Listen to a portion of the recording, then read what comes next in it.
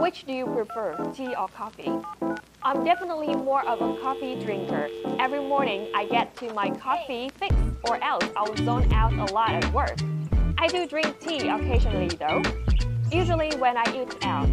Unsweetened iced tea is the standard accompaniment to pretty much every meal in Vietnam.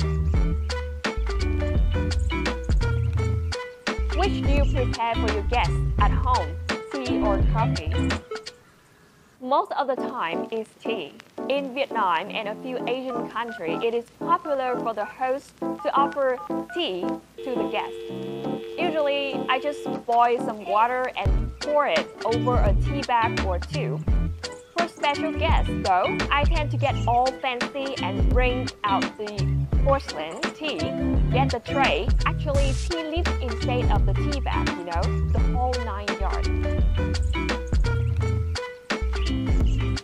Do you go out for coffee? 100%.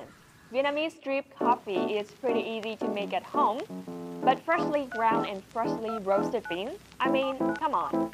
Plus, there's something about sitting on tiny little stools and slowly enjoy your morning coffee that just completes the coffee experience. Wouldn't you agree?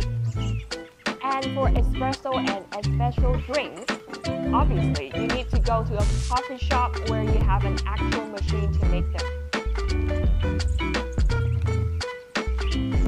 Do your people in your country give tea or coffee as a gift? As a matter of fact, they do. It's an easy, albeit lazy choice of what to get to someone. So around Lunar New Year's, for example, you'll see supermarkets selling a lot of these gift baskets. And without fail, there will be a box of tea or coffee, or both, in every single one of them.